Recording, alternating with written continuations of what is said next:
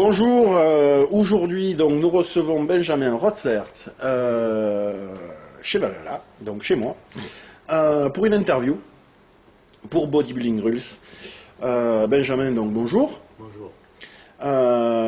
Benjamin, on vient de te voir monter sur la scène de l'Apollon et Vénus de France dimanche dernier, où tu as conquis la victoire. Avec une aisance quand même assez importante. Moi, j'aurais voulu savoir un petit peu ton ressenti par rapport à cette compétition, comment tu l'as abordée, parce que j'ai vu un peu ton évolution au fur et à mesure des années, et j'avoue que tu m'as impressionné sur cette dernière compétition. Qu'est-ce qui s'est passé dans ta tête lorsque tu es monté sur la scène de l'Apollon et Vénus de France, et après t'avoir vu aussi combatif? Alors d'abord, Christophe et Olivier, merci de me recevoir chez vous. Qu'est-ce qui s'est passé dans ma tête avant de monter sur scène?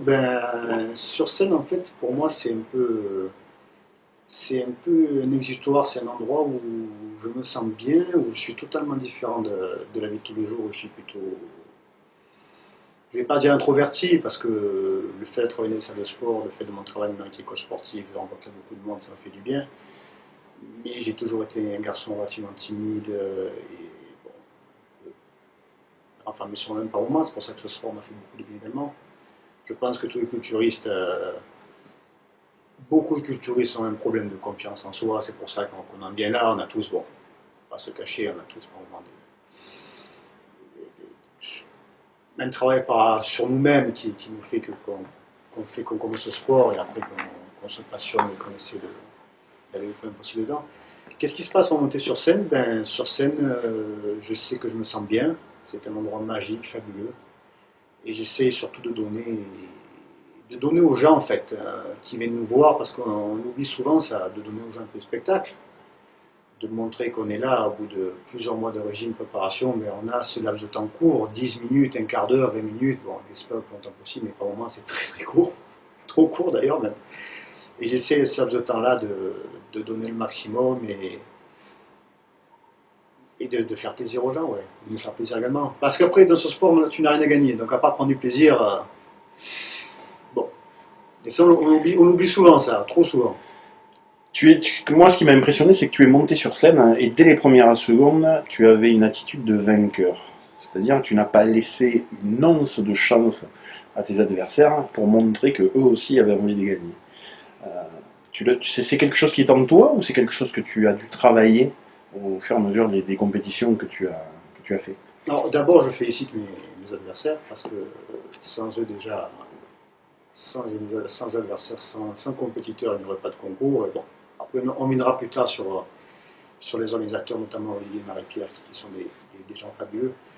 Donc déjà, je les félicite. Ensuite, dès mon premier concours, en fait, sur scène, de suite, c'était une première, donc je suis monté et j'ai développé cet instinct-là qui fait que je suis relativement agressif dans le bon sens du terme. Parce qu'il ne faut pas confondre l'agressivité et la non-sportivité. Donc j'essaye de me placer, Après ça se travaille, je travaille avec Anne-Félix et c'est elle qui m'a beaucoup apporté au niveau prestance scénique et pose. Après, j'ai été préparé par Stéphane Lévy au départ. Stéphane Lévy, c'était un très grand poseur. Et il insistait à chaque fin d'entraînement. Et on posait à chaque fin d'entraînement à chaud. Et vous savez comme moi que à chaud, poser à chaud après l'entraînement, quand on a encore le souffle court, c'est pas facile. Et donc, j'ai été éduqué par ces gens-là. À la dure. Et j'ai été bien orienté. J'ai eu la chance de rencontrer des bonnes personnes. Au bon moment, et c'est grâce à eux que j'en suis là. Donc, moi, tout ça, je n'aurais rien fait, moi. C'est grâce aux gens qui m'entourent, ma famille, mes amis, mes proches, ces gens-là, que je suis arrivé à ce petit niveau, mais que je suis arrivé à faire quelque chose dans ce sport, au niveau national, je parle. Mais c'est grâce à eux. Moi, tout ça, je ne suis rien. Petit niveau qui quand même débouche sur une participation au Monsieur Univers WPF 2015. Monsieur Univers qui permet cette année, depuis l'année dernière, de prendre une carte professionnelle si tu gagnes ta catégorie et d'aller tirer contre des gens comme Callum Von Luger, oui, qui est quand même un top dans le monde entier. Il fait juste 35 kg plus que moi. Ouais, mais bon, peu importe. ce qui est intéressant, c'est de voir que tu vas peut-être avoir accès à un niveau beaucoup plus élevé. Donc c'est dommage de dire que tu as un petit niveau, parce que on arrive à un moment donné d'une carrière où on ne peut plus se dire qu'on a un petit niveau. Quand on va tirer en international, ça veut dire beaucoup. Je parle bien entendu des gens qui vont faire dans les premières places en international, mais en règle générale, Olivier se trompe rarement sur les gens qui l'envoient en inter. Alors l'international et moi, c'est une vieille histoire, parce qu'en 2010, je fais mon premier concours, je gagne au Body Show, donc je suis qualifié pour Univers et Monde. Alors je ne m'attendais pas, parce que c'était 15 jours après Univers, et je déménageais à ce moment-là, parce que ma femme était enceinte, et donc pour te dire à quel point je ne m'attendais pas du tout à... Le premier concours, c'était simplement pour répondre à des questions que je me posais depuis des années. Qu'est-ce que je vaux? Est-ce que je m'entraîne dur? Est-ce que je suis, je ne vais pas dire dans le vrai, parce que est-ce que je fais les choses bien? Est-ce que finalement... Parce que j'avais beaucoup de doutes. J'avais pris un préparateur qui est très très très connu en France et qui m'avait suivi pendant un an et ça n'avait pas marché du tout. Donc je m'étais blessé en plus au coude, j'avais une grosse tendinite qui m'avait handicapé. Donc j'avais arrêté le sport quelques mois. C'est la première fois que au bout de 20 entraînements, que j'ai eu 3-4 mois d'arrêt. 3-4 mois d'arrêt, et sur un petit gabarit comme moi, ben, ça se voit vite. Et je posais la question à ma femme, je lui disais, tu sais, est-ce que je suis fait pour ça, quoi? Est-ce que finalement, peut-être que je ne suis pas fait pour ça, tout simplement. Et donc j'ai traversé par de doutes. Puis après, j'ai rencontré des personnes qui m'ont remis en selle, et 8 mois après, je gagnais le Body Show. Donc j'ai été qualifié pour l'international. Je ne l'ai pas fait, pourquoi? Parce que Univers en Grèce, en 2010, avait été annulé à cause des problèmes sociaux, problèmes d'Europe au niveau de la Grèce, où il y avait des émeutes à l'époque. Et WFF, c'était au mois d'octobre, je crois, championnat du monde, et ma femme a accouché fin septembre, donc bon. Ouais, c'était un petit peu difficile de concilier la vie sportive et la vie familiale. Ensuite, j'ai fait France IFB pour mon comeback en 2013, j'ai été qualifié également pour l'international. Ça, je ne l'ai pas fait par choix, parce que je trouve que je ne partage pas du tout le point de vue de l'IFBB, et je suis en désaccord totalement avec leur diktat. On peut dire ça. Et donc, moi, comme je suis quelqu'un de libre et comme je fais ce sport pour le plaisir, je ne vais pas m'emmerder en plus avec voilà, j'ai même pas de mots pour dire des fois ce que je lis, ce que je vois, ce que je... La seule interrogation, c'est de voir les athlètes qui acceptent ça sans rien dire. Enfin, sans rien dire en face, parce qu'ils doivent parler dans le dos, mais je pense qu'en face... De toute façon, en France, c'est toujours les mêmes qui parlent, hein. C'est les Ballester. Je ne connais pas Ballester, personnellement, mais c'est les Ballester, c'est ci, c'est là. C'est 2-3 personnes qui parlent, qui ont le courage de dire certaines choses tout haut, ce que les gens pensent tout bas. Ils ne sont pas forcément bien vus, mais ils ont le mérite au moins d'essayer de faire bouger les choses. Bon, ils ne sont pas toujours écoutés. Et là, cette année, donc, j'en reviens à que je suis qualifié pour l'hiver, et là, je vais le faire. Parce que, bon, quand même, je pense que c'est l'aboutissement, quand même. C'est l'apogée de carrière. Oui, et puis c'est à domicile, donc c'est beaucoup plus facile à gérer. C'est à domicile aussi, oui. C'est plus facile à gérer, et puis il va y avoir un public. Et ce public, justement, qui t'a suivi dimanche dernier, oui. C'est ce qui m'a surpris aussi, cette cohésion que vous avez entre les gens qui se préparent et les gens qui suivent. Vous avez mis le Bronx, il faut dire le mot comme il est, et ils te l'ont bien rendu, parce que sur scène, autant tu as rendu de façon à ce qu'ils répondent, autant ils répondaient de façon exponentielle à tes appels. Oui, ben ça c'est ma plus belle récompense en fait, c'est plus que toutes les victoires du monde, c'est de se sentir apprécié, parce que tu sais, tu travailles dans une salle de sport où tu es une personne lambda, tu dis que tu as gagné un titre, 2 jours après, les gens qui se félicitent, 2 jours après, c'est oublié. Les gens ils t'apprécient parce que tous les jours tu as le sourire, tous les jours tu as des bonjours, tous les jours tu réponds à des questions, tous les jours tu es là, tu essayes d'être le plus simple et le plus gentil possible. Et ça, je pense que les gens, ils t'apprécient pour la personne que tu es. Après, je sais que si j'avais fini dernier, ils m'auraient quand même applaudi, ils m'auraient quand même tout donné. Mais cette victoire, je leur dois. Et je suis plus heureux d'avoir gagné pour ces gens-là, pour ma famille qui me supporte tous les jours, pour ma femme qui stressait encore plus que moi, la pauvre, parce que quand elle voit à quel point je me donne du mal et à quel point à la fin j'étais fatigué, ben, elle se dit, mais elle me disait, tu sais, tu le mérites de gagner. Je disais, mais oui, mais les autres aussi, ils s'entraînent, mais aussi, ils méritent de gagner. Tu comprends? Les autres aussi, ils viennent pour gagner, les autres aussi font des efforts, les autres aussi s'entraînent, les autres aussi ne mangent pas. Donc, c'est la dureté et la beauté de ce sport, de la compétition. J'ai de la chance d'avoir une famille aussi belle autour de moi, des parents qui m'ont appris, qui m'ont éduqué d'une manière assez disciplinée. Je suis fils unique et qui m'ont toujours dit si tu fais quelque chose, fais-le. Mais fais-le. Fais-le à 100%. Fais-le à 100% et les actes de la vie, on juge un homme par rapport à ses actes, par rapport à ses paroles. Alors fais-le. J'ai toujours essayé quand je fais quelque chose, de le faire à fond. Donc là, tu te relances sur une préparation pour un hiver 2015. Tes prétentions sont toujours les mêmes, la gagne? Mes prétentions, je te dirai jamais un jour que je dirai jamais un jour qui que ce soit que je vais pour gagner. Ça, je le garde à moi, je le pense, parce que j'ai quand même confiance en moi. Mais jamais je dirais, quand les gens me disaient est-ce que tu as une chance, je dis toujours la même phrase, on verra bien. Est-ce que ça suffira? Je ne sais pas. Je réponds toujours ça. C'est une manière Déjà, je suis quelqu'un qui n'aime pas les grandes gueules. Dans ce sport, il y en a beaucoup. Et bon, j'essaye voilà, de rester moi, d'être voilà, le plus simple possible. Je ne prétends rien. Mais je vais me donner à fond. Ça, c'est sûr. Qu'est-ce que tu penses de l'évolution du body en France, avec toutes ces nouvelles catégories, notamment les men physiques, les bikinis chez les filles, et cette scission entre le bodybuilding et les physiques classiques? J'en pense pas du mal. J'en pense pas du mal parce que, encore une fois, je respecte tout le monde, tous les athlètes, et de tous les sports. Parce que dans tous les sports, que ce soit, des fois, on te dit le ping-pong, ça, c'est des heures d'entraînement. Moi, j'ai joué à haut niveau aux échecs. Pendant des années, j'étais champion de Marseille, j'ai eu plusieurs titres aux échecs. C'était des heures passées devant l'échiquier, à essayer de répéter tes gammes, à essayer de mémoriser les combinaisons. Donc, il n'y a pas pour moi de sous-athlète, de sous-sport. Bon. Moi, j'en pense du bien parce que ça amène des gens à regarder cette catégorie-là. Puis après, ils restent, ils regardent d'autres catégories. Que ça dynamise le bodybuilding en France? Il y a des gens qui disent que ça tue notre sport.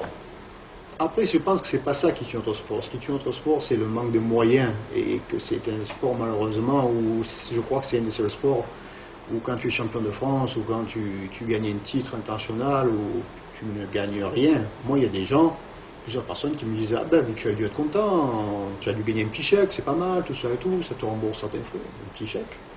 Non, j'ai rien gagné du tout. J'ai gagné le droit de participer à l'hiver, le droit de... Et encore, chez Olivier Marie-Pierre, on est bien, parce que Olivier Marie-Pierre, il a quand même des prix quand même intéressants, il essaie de se bouger, il y a des t-shirts, l'univers, quand on t'envoie, ils prennent en charge quasiment tout, alors que dans notre fédération, ça ne se passe pas comme ça. Vraiment pas. C'est même le survêt que tu dois te payer. Et c'est normal, hein. Il n'y a rien à... Bon. Et après, en plus, on te dit, soyez heureux d'avoir la chance de le porter. Bon, moi, non. Oui, on en revient toujours à la même chose. Il n'y a pas de fédération sans athlètes. Donc, effectivement, la fédération doit beaucoup à ses athlètes. C'est pas les athlètes qui doivent beaucoup à la fédération, oui, en règle générale. Après aussi, nous, on doit beaucoup aux organisateurs, je veux dire, de pouvoir nous donner l'occasion de nous exprimer. Ça, c'est... S'il n'y avait pas d'Olivier et de Marie-Pierre. L'année dernière, j'ai fait le Gimenco. J'ai été Fabien Gilles et Néliré, nous ont très bien accueillis. Heureusement que ces gens-là sont là, parce que c'est vrai que c'est facile de critiquer l'organisation, ça va pas, c'est si, c'est long, c'est pas bon, c'est pas... Il faut le faire. C'est toujours pareil, hein. Dès que tu fais, c'est moins facile. Donc non, il faut quand même reconnaître que organiser un concours, ce n'est pas évident. C'est vraiment pas évident. Après, c'est vrai que les athlètes, sans athlètes, il n'y aurait pas de concours. Idéalement, comment tu verrais une fédération unique en France?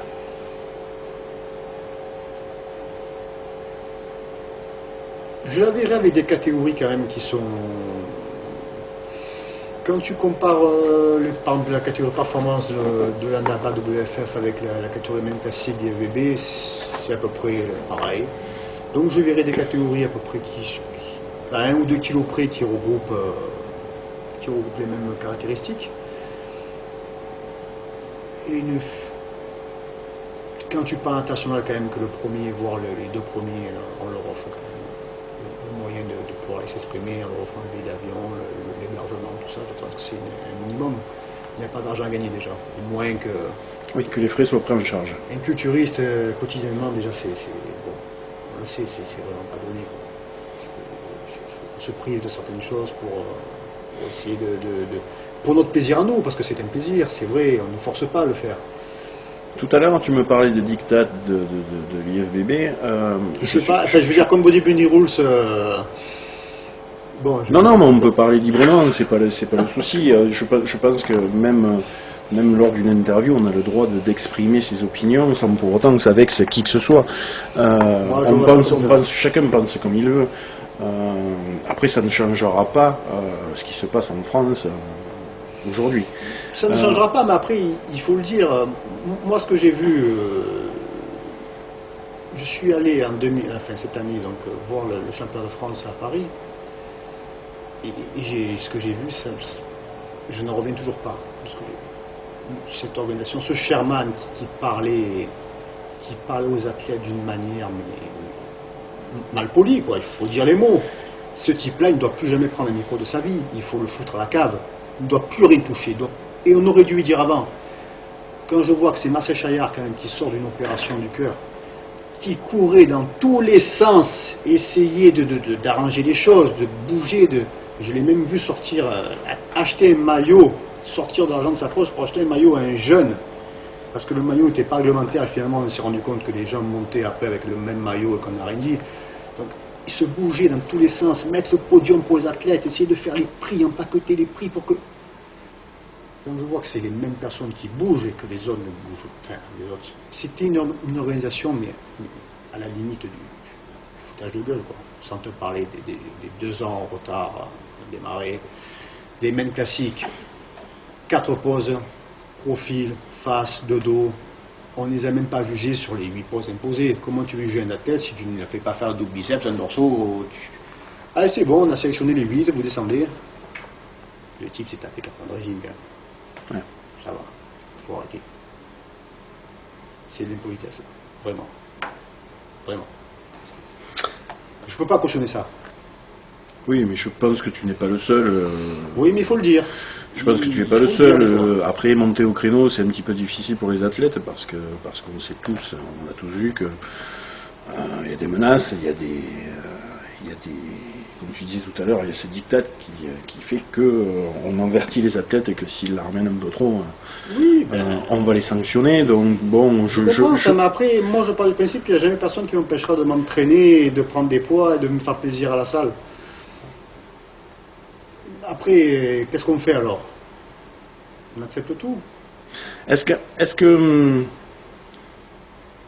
tu penses que c'est aussi un bien d'empêcher les athlètes qui sont internationaux, donc qui arrivent dans les premières places, d'aller voir ailleurs si l'herbe est plus verte, sans pour autant que ces mêmes personnes puissent se dire tiens, je ne vais plus à l'IFBB, je partirai à l'ANABA définitivement, ou je partirai à l'ANAC, ou peu importe la fédération.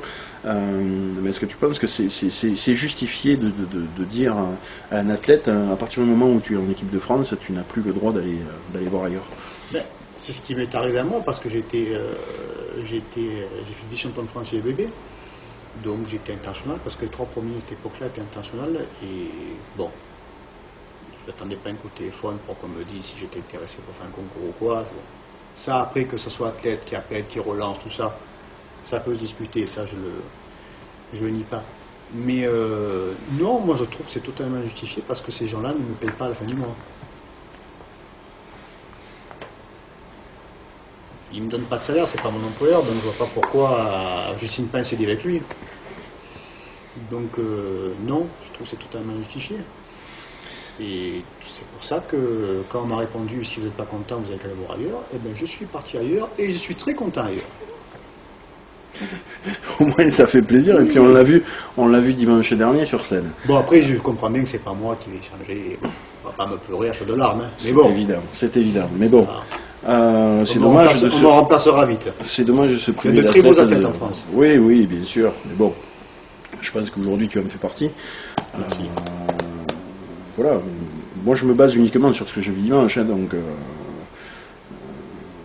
on se connaît depuis un petit moment puisque je m'entraînais dans ta salle à une époque. Voilà, tu n'avais pas du tout le même physique et j'ai été agréablement surpris dimanche, c'est pour cette raison que je suis venu te voir. Dans un avenir plus ou moins proche, quelles seraient tes envies en parlant de bodybuilding pur et dur? Que ce soit les compétitions, que ce soit... Mes envies déjà, autre ce chose. serait toujours de continuer à prendre du plaisir, parce que c'est paradoxal, mais malgré la souffrance que par moment en préparation on prend du plaisir. Alors c'est totalement inconcevable pour certaines personnes, des gens qui sont extérieurs, de comprendre ça, mais nous on le comprend, athlètes. Et donc ce serait de prendre du plaisir, faire un hiver déjà. Et je vais avoir la chance de représenter mon pays, donc là c'est quand même une responsabilité qui est plus lourde, parce que j'ai vraiment envie de me montrer sur mon meilleur jour et de montrer que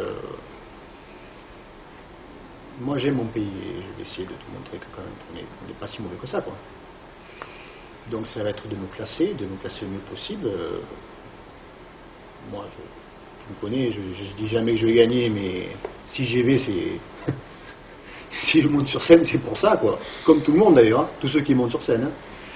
Moi, je montais pour participer, ça n'a jamais été trop mon credo. Puis, en plus, quand tu veux prendre du plaisir sur scène, il faut faire partie des meilleurs, sinon si on ne t'appelle pas en comparaison.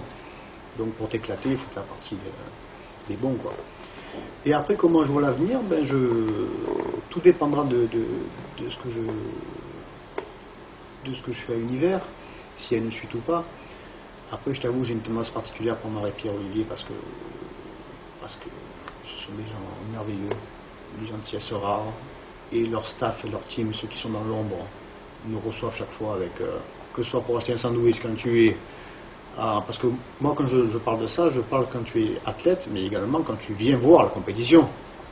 Et tu es toujours très bien accueilli, que ce soit pour prendre un sandwich, un café, le midi, n'importe quoi. Ils t'accueillent le sourire, ils te reconnaissent, et c'est toujours bien, et on discute, et de tout, quoi. C'est vraiment très très agréable.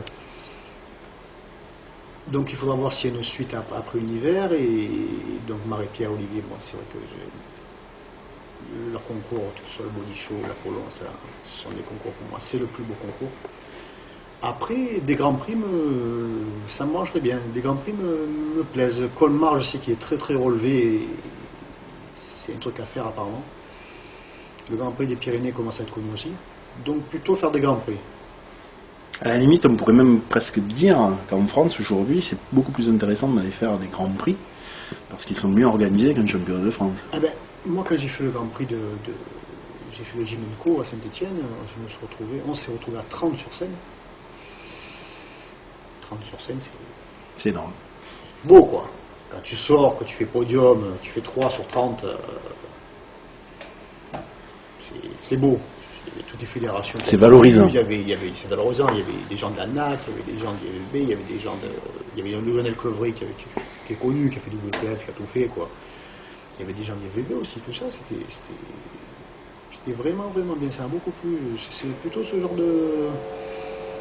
Je me rends plutôt vers les grands prix. Mais je t'avoue que j'ai passé un gilet à ma femme. Dès que je suis sur une scène, elle m'a dit bon, tu vois, il faut que tu fasses un hiver. J'ai fait, tu es sûr? Si, il faut que tu fasses un hiver. Ça se fait une fois dans une vie, ça sur le tas, il faut que tu le fasses. Par contre, après, je te préviens, il y a mes 30 ans, en octobre, et l'an prochain, on se marie. Donc, pendant un an, tu t'entraînes jour et nuit si tu veux, mais les concours, il n'y en a plus. Le deal, il est correct. Oui, il est plus que correct. Bon, ça va, j'ai dit ça va.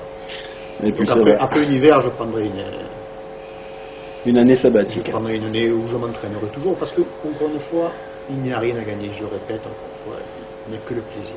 Il faut prendre le plaisir. Ça doit nous apporter quelque chose, ce sport. C'est pas facile professionnellement, c'est pas facile par moment dans le couple, c'est pas facile dans la vie. On a des enfants, donc tu sais qu'un enfant, c'est pas toujours... Il faut s'en occuper, c'est vivant, des fois tu es fatigué, le soir il te monte dessus pour te montrer ce qu'il a fait, mais ça c'est la vie, ça, tu vois, mais il y a des moments où c'est moins facile que d'autres. Donc ça doit t'amener quelque chose, ce sport. Je veux dire, quand je vois, par moments, il y en a qui... Presque ça leur enlève un truc, quoi. Je me dis, mais prenez-le différemment. Parce que je suis passé par là, des moments de ma vie où on est tous passés par là. Ça doit nous amener quelque chose, ça doit nous amener un épanouissement. Voilà. Quelle que soit la place que l'on fait, parce que... Mais qui est incomparable avec l'épanouissement personnel que tu pourras avoir avec ta famille. Bien sûr, la famille, ça doit toujours être la priorité. Et trop de culturistes, malheureusement, La mettre de côté. la mettent de côté. C'est pour ça qu'ils sont seuls, qu'ils vivent seuls. C'est dommage, après, on ne va pas refaire le monde. Puis après, c'est un choix de vie aussi. C'est pas le but ici. Il y a des gens qui veulent percer, moi je dis bravo. Le petit Loïc Brabanti qui était sur scène avec moi, bon, que je ne connais pas personnellement, il a une physique fabuleuse. Dans quelques années, il va être, comme j'ai dit sur Facebook, il va être très très dangereux. Hein. Oui, ça va être un sacré client, effectivement. Il vaut mieux avoir affronté maintenant que dans quelques années. Donc des gens comme ça, oui, ils peuvent percer. Moi, 36, 37 ans, je suis plus dans une recherche de plaisir que de... Puis je sais... pas mal d'argent, tout ça. Après, c'est bien de partir en vacances aussi avec sa famille, être bien, quoi, tu vois. Moi, 7 semaines avant le concours, j'étais à Disney pour l'anniversaire de ma fille. C'est merveilleux de te dire quand même tu es en prépa, mais tu vas quand même à Disney, même si j'ai pas pu manger. Oui, et puis c'est pas un effort. Tu le fais parce que tu veux faire plaisir à ta fille. Tu te sens presque, entre guillemets, normal, quoi. Un père de famille normal qui amène sa fille. Parce qu'on n'est pas dans la normalité quand on fait un régime aussi dur, quand on est aussi fatigué, quand on s'entraîne aussi 2 fois par jour. Par moment, il va même le dimanche, on n'est pas dans la normalité. C'est pas nous c'est parce que ta famille, malheureusement, est obligée de suivre ton rythme. Et les gens suivent ton rythme autour de toi. Et ça, c'est pas toujours évident pour les gens qui vivent avec toi. Aujourd'hui, si tu devais passer un message, un seul et unique message aux lecteurs de Bodybuilding Rules, ça serait lequel? Ça serait déjà avec la disparition du monde du muscle, on n'a plus de... Il y a les flex, les muscles finesse, tout ça, mais on n'a plus, je pense, il ne me semble pas de magazine 100% français, quoi. Donc je pense qu'il faut encourager ces gens, parce que ça manque, hein. On se rend compte que encourager ces gens à continuer ce qu'ils font, parce qu'ils font vraiment du bon travail, du grand travail, et ils essayent de mettre les gens en avant, en valeur, et ça c'est les Français en plus, il y a très Français en valeur. Ils ont recruté une sacrée équipe, hein, parce que de sacrés intervenants dedans. Et moi, chaque fois qu'il sort, que je bouquine sur ordinateur, je regarde un peu l'article, c'est vraiment très intéressant. Si j'avais un message à passer, c'est de continuer à le suivre et de continuer à vous entraîner et de vous faire plaisir. Prendre du plaisir. Parce que dans ce sport, il ne faut pas espérer devenir millionnaire, donc c'est assez clair. Un conseil que tu donnerais aux jeunes? Conseil que je donnerais aux jeunes, c'est... Qui débutent dans le body ou dans le fitness ou dans le domaine physique. Je suis diplômé d'État à Cumez, parce qu'à l'époque, ce n'était pas le BP, c'était le diplôme d'État depuis 2003. Je leur dirais même si pour moi, ce n'est pas toujours évident aussi, même à mon âge, même si j'ai de la bouteille, c'est un sport qui apprend patience et persévérance. Donc, il faut du temps pour se construire un physique équilibré, beau, gros.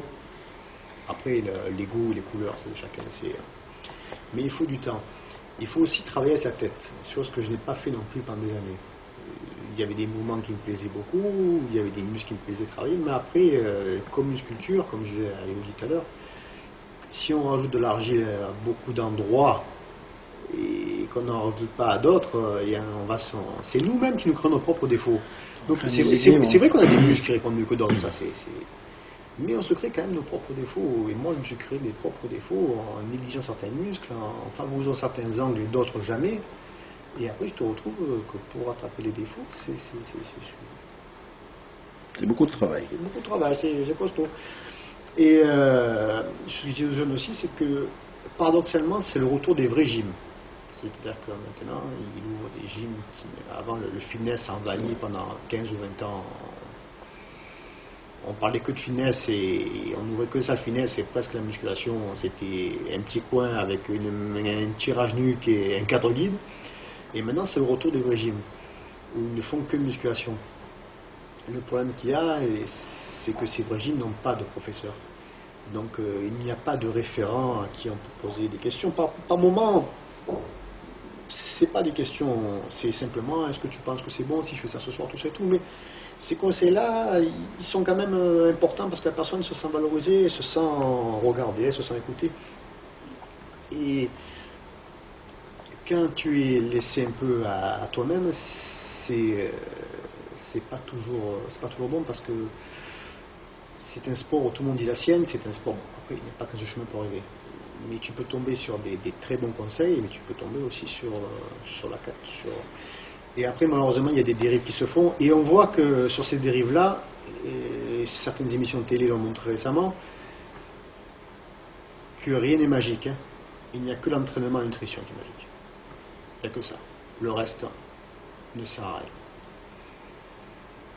Et ces conseils-là à des jeunes qui démarrent, je trouve que c'est terrible. Donc, les jeunes, je leur dis, je sais très bien que vous avez envie de grossir, de chaque jour être de plus en plus gros, chaque jour faire un pas en avant, mais ça c'est comme à l'époque, Arnaud le disait à l'époque, chaque jour je progressais. Il faut avoir une force mentale grande parce qu'il y a des jours où on accepte la douleur mieux que d'autres, il y a des jours où on est plus fatigué que d'autres. Je leur dirais de continuer à travailler et que ça va venir de toute façon, mais que seul le sérieux paye. Hein. Et la régularité paye. Un petit dernier message à tes proches? Bon, j'aimerais remercier ma femme et ma fille déjà. C'est mes deux plus grandes fans. Et sans elles, je ne suis rien, je ne ferai rien. Je les aime du fond du cœur et c'est grâce à elles que je suis là. Vraiment. Je les aime d'un amour fou. Ensuite, j'aimerais remercier la salle de sport Matane Finesse parce que je travaille pour eux depuis des années. Et c'est vraiment une équipe formidable qui m'appuie, qui me soutient tout ce que je fais. Vraiment, sans eux, rien ne serait pareil. Les adhérents de Matane Finesse aussi, parce que, comme tu as dit, je suis très suivi et ils me soutiennent beaucoup. Mes parents également, parce que j'ai les meilleurs parents du monde qui m'ont toujours poussé à faire ce que je veux, et même si ma maman, quand elle me voit en régime, elle s'inquiète, elle se fait souci. Et elle m'a dit un jour, tu verras le jour que tu seras papa, tu seras père ou tu seras parent, tu verras que tu t'inquiéteras toi aussi. C'est vrai que j'aimerais pas que ma fille fasse ce que je fais. J'espère qu'elle ne le fera pas d'ailleurs. Et bon, un message que j'ai, c'est à Stéphane Lévy parce que c'est à lui que je dois tout, c'est lui qui m'a préparé, c'est lui qui m'a appris tout ce que je sais. Et que ce soit au niveau des pauses ou autre. C'est grâce à lui si j'en suis là, c'est grâce à Stéphane Lévy. Et ma petite fille Karen Félix, qui m'a appris en coaching depuis un an, avec qui j'ai réussi qui m'a donné beaucoup de confiance en moi déjà, parce que c'est quelqu'un de très pédagogue et quelqu'un qui est très positif, et qui m'a métamorphosé niveau coaching. Pour moi, Stéphane Péloquin, j'en parle, parce que tu ne m'as pas demandé quelles étaient mes... J'allais te poser la question, voilà, en fait, quelles étaient tes références dans le body? Stéphane Péloquin, pour moi, c'est la référence. Je lui ai dit déjà, il est beau, il est merveilleux sur scène. Je ne vais pas te contredire, je suis fan, donc... je suis fan de Stéphane. Vraiment, il est fabuleux. Et il est d'une gentillesse rare. C'est vraiment quelqu'un de humble, de simple, et je pense que beaucoup devraient s'en inspirer. J'aime beaucoup Stéphane Péloquin. Un athlète que j'aime beaucoup également, c'est Eric Cagnard. Eric Cagnard, je l'aime beaucoup. Je ne le connais pas personnellement, parce que moi, je suis quelqu'un qui, quand je vois les gens, je me suis retrouvé dans le vestiaire côté de Stéphane Pétillot, et j'étais là, je ne bougeais pas, tout ça, et je me suis mis lui parler à la fin, je lui ai dit, tu sais Stéphane, je te suis depuis des années, ça. J'ai jamais osé lui dire bonjour, il me dit, mais il faut venir me dire bonjour, il faut venir, tout ça et tout, mais bien sûr, il n'y a pas de souci, discute et toi. Je fais, tu sais, quand je vois des gens se préparer, ou quand je vois des gens, même dans les salons, tout ça, j'ose pas trop, quoi.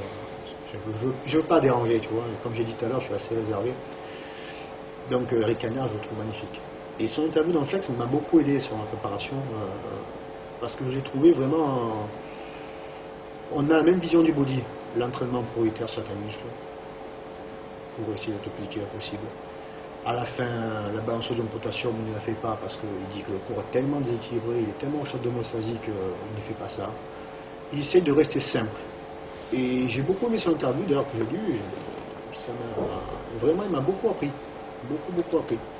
Richard Varoucho aussi, j'aime beaucoup. Je me suis entraîné un an et demi avec lui, je l'ai connu. Il m'a dit, je veux refaire de la compétition, alors il faisait 60 kilos, je crois. Un an et demi après, il gagne le France, il gagne le body show, il gagne tout, quoi. Je te dire à quel point il est doué, c'est une machine à faire du muscle. Il est vraiment beau, il est fabuleux, il a une ligne de fou. Et je peux te dire qu'à l'entraînement, j'entraîne un an et demi avec lui. C'est du lourd. Il en veut. Il en veut. Il le porte sur son physique aussi. Les frères Gugliaro aussi. Ils ont été compétitions plus années, mais Rémi et Gilles, c'est du très lourd aussi. Donc voilà, mes références, c'est plutôt, tu as compris, c'est des athlètes très beaux, élégants. Par exemple, en toute catégorie FBB cette année, j'aurais mis Eric Cagnard premier plutôt que Morgan Hast. J'ai le plus grand respect pour Morgan Hast. Il a plus de muscles que j'aurais moi en 3 générations. Mais j'aurais préféré voir Eric Cagnard. Moi, j'aurais mis Eric Cagnard, par exemple. Mais ça, après, les goûts, ça... Bien sûr. Il n'y a pas de... Donc, en fait, tu aimes les athlètes... Tu aimes les athlètes qui sont aussi beaux extérieurement qu'intérieurement. Oui, parce que c'est des... Eric Cagnard, je ne le connais pas, mais vu sa façon de parler, c'est quelqu'un de très simple. Richard, je le connais très très bien. Et c'est quelqu'un de très simple aussi. Donc oui, j'aime beaucoup les athlètes. Ben après, moi, on m'a toujours dit un truc, quand tu es bon, c'est pas la peine d'en faire des tonnes. D'en faire des tonnes. Hein. Quand tu es bon, ça se voit, ça se sent, ça se sait. C'est pas la peine de te rassurer en disant lui manque de ci, lui manque de là. C'est des mecs qui disent jamais rien sur personne.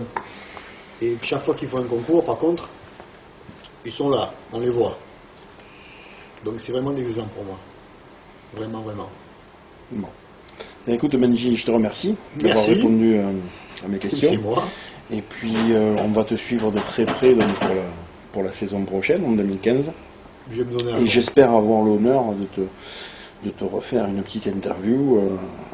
Allez, on va anticiper un peu après ta victoire à l'univers.